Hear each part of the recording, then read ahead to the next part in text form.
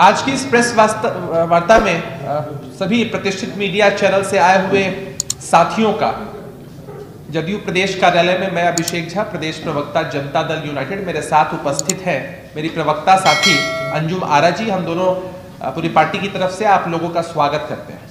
आज की जो प्रेस वार्ता हमने बुलाई है बहुत महत्वपूर्ण विषय पर है। आज की इस प्रेस वार्ता का जो शीर्षक है वही बहुत महत्वपूर्ण है। शीर्षक है सिमटती संसद।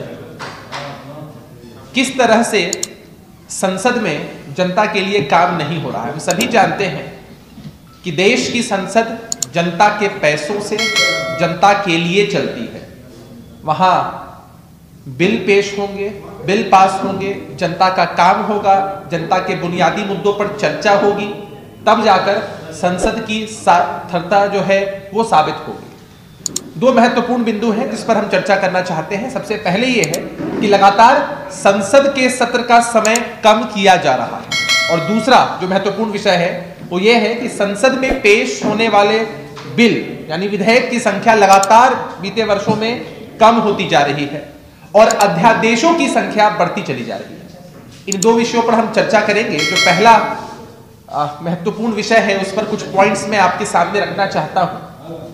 पॉइंट्स सबसे महत्वपूर्ण यही है कि संसद का सत्र अगर लंबा होगा तो विभिन्न मुद्दों पर चर्चा हो पाएगी, बिल पेश हो पाएंगे, पक्ष और विपक्ष के लोग अपनी मंशा जो है उस पर व्यक्त कर पाएंगे, और जब डिस्कशन होगा तो चीजें बेहतर तरीके से बाहर निकल पाएंगी। लेकिन आप लोगों ने देखा है, आप लोग लगातार खबरों को कवर करते हैं कि किस तरह से कल संसद में यह बताया गया कि 23 दिसंबर को ही संसद का सत्र समाप्त किया गया अनिश्चितकालीन के लिए, जबकि यह सत्र 29 दिसंबर तक चलना था और लगभग एक हफ्ते पहले सत्र को समाप्त किया गया। जो कारण दिया गया वो भी बेहद हास्यास्पद था, आपको भी सुनकर आश्चर्य लगेगा।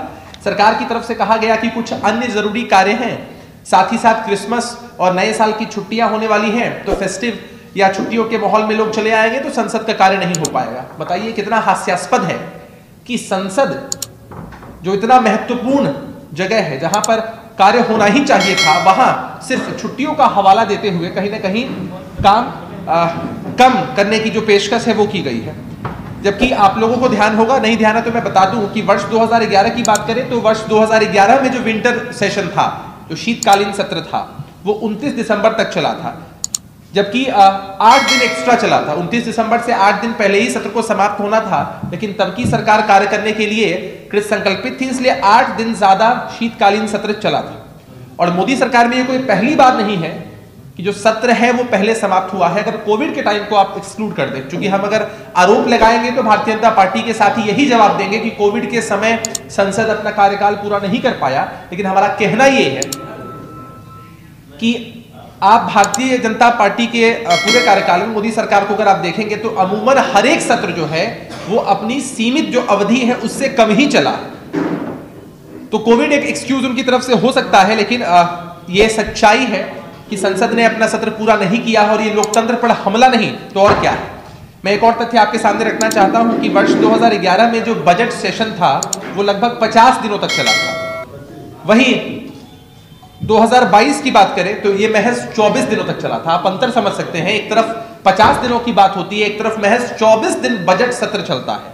वर्ष 2022 में संसद मात्र 75 दिन चला है। ये जो हमारा वर्ष बीता है उसमें महज 75 दिन। लेकिन अगर हम वर्ष 2011 की बात करें तो संसद ने 110 दिनों तक काम किया है। एक बड़ा अंतर फिर से आपको देखने को मिल रहा है। अभी जो प्रेस विज्ञप्ति हम देंगे या यहाँ भी हमारे पास टेबल है, इस टेबल में विस्तृत रूप से हमने विभिन्न वर्षों में जो एनडीए का कार्यकाल रहा है उसमें और उसकी तुलना हमने की है यूपीए के कार्यकाल से कि किस तरह से सत्र कब शुरू हुआ, कब खत्म हुआ और खत्म होने की निर्धारित तिथि क्या थी, सत्र कितना पहले खत्म किया गया, कितनी बैठकें हुई और कितने बिल पेश किए गए। इन सारी चीजों की हमने चर्चा की है विस्तृत तरीके से। अब मैं आग्रह करूंगा, हमारी प्रवक्ता साथी हैं, प्रबुद्ध साथी हैं अंजुम आरा जी, उनसे मैं आग्रह करूंगा कि जो दूसरा पहलू है, बहुत महत्वपूर्ण पहलू है, वो भी उस पहलू पर विभिन्न जो पॉइंट्स हैं वो आप लोगों के समक्ष रखें, ताकि जनता में ये संदेश जा सके कि भारतीय जनता पार्टी के लोग बातें तो बड़ी बड़ी करते हैं लेकिन कार्य करने में हमेशा पीछे रहते हैं। सर, एक सवाल आपसे है, जैसे अभी आपने संसद के सवालों पे, संसद के कार्यों पे सवाल उठाया कि समय से अवधि से कम चल रहा हो, ठीक उसी तरह आपके गठबंधन के नेता सुधाकर सिंह ने बिहार विधानसभा को लेकर के भी सवाल उठाया कि 60 से 90 दिन सदन चलना चाहिए था, लेकिन पिछले कई सालों से 30-32 दिन या 24 दिन ही बिहार साल में सदन चल रहा है, तो उस पर क्या कहेंगे? मैं आपके सवाल का स्वागत करता हूं। मेरा आपसे बस एक विनम्र आग्रह होगा कि एक बार हमारी प्रवक्ता साथी सभी तथ्यों को पेश कर देती है, फिर हम लोग कंबाइंडली आपके सारे प्रश्नों का उत्तर देते हैं। आपके सवाल का स्वागत है। अंजू जी। बहुत बहुत शुक्रिया अभिषेक जी। अभी आप लोगों के सामने अभिषेक जी ने सारा डाटा वाइज दिखाया कि मोदी सरकार किस तरह से सेशन को, संसद में जो पार्लियामेंट में हमारा सेशन चलता है, सेशन को कम कर रहा है, किया जा रहा है। और जब सेशन कम हो रहा है तो इस चीज़ को हम समझ सकते हैं, जब सत्र कम होंगे तो बैठकें कम होंगी, और बैठकें जब पार्लियामेंट की कम होंगी तो किसी भी विषय पे या किसी भी बिल पे हमारा विमर्श कम होगा, और जब विधेयक पे विमर्श कम होगा तो बिल जो हमारा इम्प्लीमेंट नहीं हो पाएगा, और जब बिल इम्प्लीमेंट नहीं होगा तो कोई भी सरकार, ऑब्वियस है, स्वाभाविक है कि वो अध्यादेश के माध्यम से, ऑर्डिनेंस के माध्यम से वो बाकी का काम करेगी। हम लोगों ने देखा है कि शीतकालीन जो अभी सत्र हमारा चल रहा था उसमें मात्र 9 विधेयक संसद में पेश किए गए हैं, जबकि 2011 में जो यूपीए की गवर्नमेंट थी उसने शीतकालीन सत्र में 30 विधेयक पेश किए गए थे।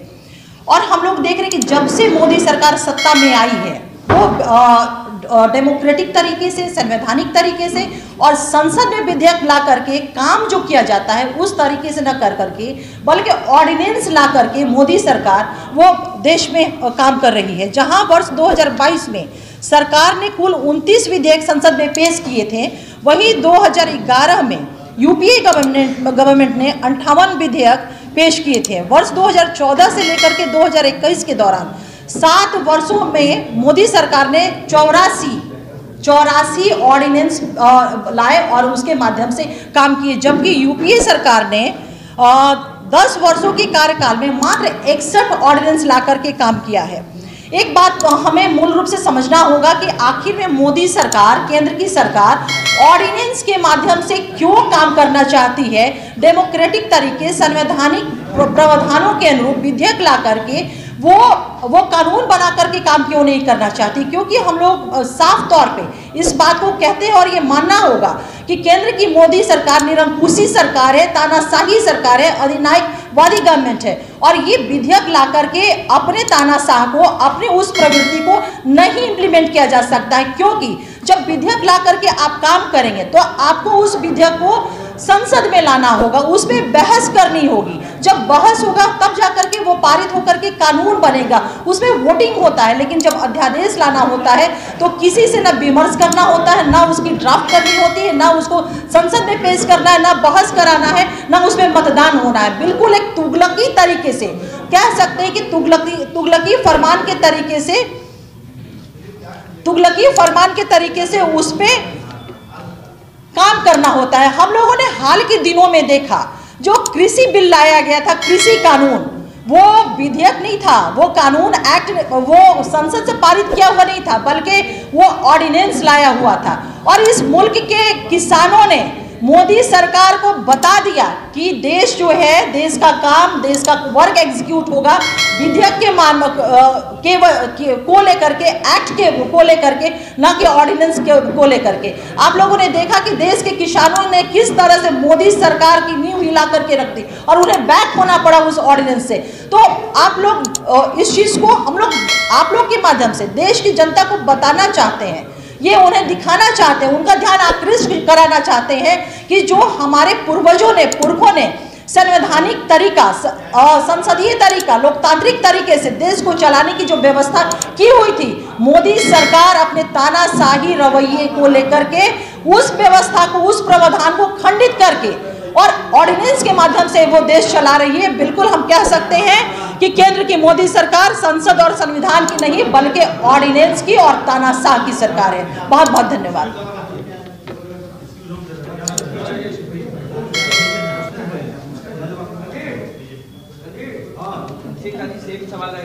क्या था? जो सवाल आप संसद उठा रहे हैं वही बिहार विधानसभा सदन पे उठ रहे हैं, वो आप ही के गठबंधन के नेता उठा रहे हैं। बिहार विधानसभा सदन काफी कम दिन चल रही है। अगर आप आकलन करेंगे तो इतने वर्षों में नीतीश कुमार जी ने जो सदन को चलाने का निर्णय लिया है या सरकार ने कलेक्टिवली जो भी निर्णय लिया है, तो बिहार सरकार के परफॉर्मेंस को कभी केंद्र की सरकार के साथ कंपेयर नहीं किया जा सकता है। आप देख लीजिए कि जब भी सत्र बुलाने की बात होती है, कोविड पीरियड को हम छोड़ दें तो कहीं से भी हम कम नहीं है। और जिनकी बात आप कर रहे हैं, जो आरोप लगाने की आप बात कर रहे हैं, आप समझ सकते हैं कि कुछ लोग पूर्वाग्रह से ग्रसित होकर अपने एजेंडे के हिसाब से चीजों को कहते हैं, अपनी बातों को कहते हैं। वैसा मानते हैं कि राष्ट्रीय जनता दल की तरफ से डेप्यूटेड है डिप्टी चीफ मिनिस्टर आदरणीय तेजस्वी यादव जी, उनके द्वारा कही हुई बात ही गठबंधन और सरकार को लेकर हम उसको तवज्जो देते हैं। सर, सवाल फिर से ये उठ रहा है कि संजय जायसवाल ने कहा कि 2016 में जो शराबबंदी कानून हुई थी उसका समर्थन तो हमने किया था, लेकिन नीतीश कुमार अपने ही पुलिस प्रशासन से शराब भिजवा रहे हैं, इसके बारे में तो उन्होंने कभी नहीं कहा था।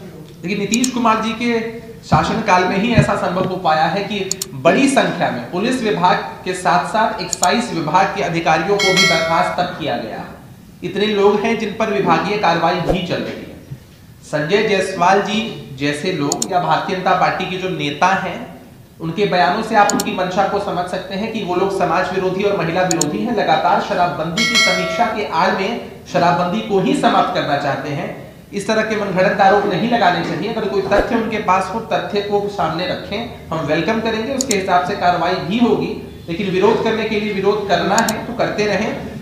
बिहार की जनता, बिहार की महिलाएं, बिहार के लोग इस बात को जानते समझते हैं कि शराबबंदी के कितने फायदे हुए। क्या आप लोग ब्लड टेस्ट करवाने के लिए तैयार हैं? वो कह रहे हैं हॉस्पिटल का नाम बताइए, हम लोग आ रहे हैं जांच करवाने। देखिए, इस तरह की बेबुनियादी बातें करना ही उनकी आदत सी बन गई है। हम नाम नहीं लेना चाहते हैं उनकी कितने ऐसे लोग हैं जिनकी संलिप्तता ऐसी चीजों में रही है, लेकिन कानून अपना काम करता है। वो आम और खास का कोई भेदभाव नहीं देखता है। अरे हमारे दल के हों या किसी और दल के, कोई भी व्यक्ति कहीं भी अगर गड़बड़ी करेंगे तो पकड़े जाएंगे। और इस तरह की बेबुनियादी बातें करने का कोई औचित्य नहीं है। विशेष अंजुम जी भी इस पर आपको जवाब दे सकती हैं। जिस तरह से शराबबंदी का माहौल उड़ाने की ये लोग लगातार कोशिश कर रहे हैं, महिला विरोधी नीतियों को दर्शा रहे हैं। एक चीज़ मैं मेंशन कर दूं अभिषेक जी की बातों को। आपका जो सवाल था, आपने कंपेयर किया सेशन कम को लेकर के सेंट्रल और हमारे बिहार को लेकर के। लेकिन एक चीज़ मैं आपको बताना चाहूँगी कि वहाँ जो सेशन कम हुए हैं, उसके बाद जो वर्क एग्जीक्यूट हो रहे हैं, काम हो रहे हैं, वो ऑर्डिनेंस के माध्यम से हो रहे हैं। हम लोग तो चुनौती देते हैं ना, कंपेयर कर लीजिए। हमारे नेता, हमारी सरकार जो भी वर्क एग्जीक्यूट करती है, काम करती है, वो विधेयक के माध्यम से सर्वसम्मति से और विधानसभा में संवैधानिक तरीके से, लोकतांत्रिक तरीके से उसको पास करा करके। दूसरी चीज़ शराबबंदी की जो बात है, एक तरह से देख लीजिए कि पूरा 10-12 दिनों से बना हुआ है, पूरे बिहार में नैरेटिव लोगों ने बना करके रखा है कि शराबबंदी फेल है, शराबबंदी कानून फेल है, विचार करना चाहिए। स्पष्ट तौर पर बीइंग अ वुमेन मैं डिमांड करती हूँ कि आप चाहते क्या है, विपक्ष क्या चाहता है? क्या शराबबंदी कानून को बैक कर लिया जाए? अगर है तो इसको स्पष्ट तौर पे वो बोले। लेकिन एक चीज़, महिला होने के नाते बिहार की तमाम महिलाओं से हम लोगों की बात हो रही है। सभी महिला, देश की, हमारे बिहार की आधी आबादी इस बात को लेकर के हाईली वरीड है कि 2016 के पहले जो हमारे हालात थे, डोमेस्टिक वायलेंस बेइंतहा था, विमेन एट्रोसिटीज़ होती थी, साथ ही साथ जो ये टीजिंग के मामले होते थे। आज बच्चे सड़कों पर आपको वर्दी में पुलिस का ड्रेस पहन करके हमारी आपकी सबकी रक्षा सुरक्षा करी। इसमें शराबबंदी का बहुत बड़ा योगदान है कि एक माहौल बन पाया है, सूदिंग माहौल बन पाया है। तो एक बहुत बड़ा हम लोग निवेदन महिला होने के नाते तमाम लोगों से, तमाम पॉलिटिकल पार्टी से या तमाम वैसे लोगों से करेंगे जिनकी मंशा है कि शराबबंदी कानून को बैक किया जाए। क्योंकि देश की हमारी आधी शक्ति जो है, हमारी पूरी शक्ति, आधी आबादी, वो कहीं ना कहीं इस शराब को लेकर के हम बहुत उससे प्रताड़ित होते थे। हमारा रहने सहने का स्तर सुधरा है, हमारे हालात सुधरे हैं, हमारी बच्ची अपने सपनों को साकार कर पा रही हैं। आप सोचिए ना, राइट टू इक्वालिटी कॉन्स्टिट्यूशन में सभी को समानता का अधिकार था। 2016 के पहले क्या कोई पिता हिम्मत कर सकता था कि अपनी बेटियों को रात के 8 बजे 9 बजे सड़कों पे वो स्वतंत्र उसको छोड़ दे कि वो अपने भविष्य का निर्माण कर पाए? आज वो माहौल नहीं है। ये शराबबंदी की देन है। हम सबको मिल करके एक सकारात्मक विमर्श बनाना होगा, पहल करना होगा कि जो माफिया, जो फैसिलिटेटर, जो प्रमोटर इसको चुनौती दिए हुए, उनके विरुद्ध हम लोग को खड़ा होना होगा। नीतीश कुमार जी यात्रा लेकर निकल रहे हैं, पिछली बार भी समाज सुधार अभियान चलाया गया था, क्या वो पूरी तरह से फेल था कि फिर एक बार यात्रा लेकर निकलना पड़ा? नहीं, देखिए, हमारे माननीय मुख्यमंत्री श्री नीतीश कुमार जी सिर्फ पिछली बार ही यात्रा नहीं, बल्कि ऐसी, मुझे जहाँ तक याद है 15 अब तक 14 या 15 यात्राएं हो चुकी हैं। तो आप देखिए, जो भी डेवलपमेंट, विकास या सुधार, शराबबंदी समाज सुधार का एक प्रयास है, ये हमेशा ग्रेजुअली होता है। आप चाहेंगे कि कानून बना करके, एक यात्रा करके या एक इंटरेक्शन करके, एक विमर्श कर करके हम इंटायर हजारों वर्षों का जो एक सिस्टम है उसको हम कंट्रोल, नियंत्रण नहीं कर लेंगे तो ये कोई सरकार नहीं, कोई व्यक्ति नहीं और कोई एक समाज नहीं कर सकता। सोशल चेंजेस हमेशा ग्रेजुअली होता है, एक प्रक्रिया के तहत होता है, ये हमें समझना होगा। और माननीय मुख्यमंत्री नीतीश कुमार जी, हम महिलाएं बहुत कृतज्ञ उनके प्रति कि वो हिम्मत नहीं हारे और लगातार इस दिशा में वो प्रयास कर रहे हैं और फिर से यात्रा उनका उसी प्रयास का एक बहुत सकारात्मक, मैं कहूंगी कि निर्णय होगा, जिसे तमाम महिलाएं स्वागत कर रही हैं। यात्रा का क्या स्वरूप, नहीं, यात्रा का स्वरूप क्या होगा, ये सरकारी यात्रा है। वो जब चीज़ें तय हो जाएंगी, आप जानते हैं कि कोई भी सरकारी कार्यक्रम वो बनते हैं तो आप लोग को सूचित कर दिया जाता है। आज के प्रेस कॉन्फ्रेंस में यात्रा का स्वरूप क्या होगा, ये क्योंकि वो स्वरूप अभी तक हम लोगों को जानकारी नहीं हो पाई है और ये सरकार कंप्लीट ये सरकारी यात्राएं होती हैं जिसके और जो आप लोग को सूचित किया जाएगा, अवगत करा दिया जाएगा।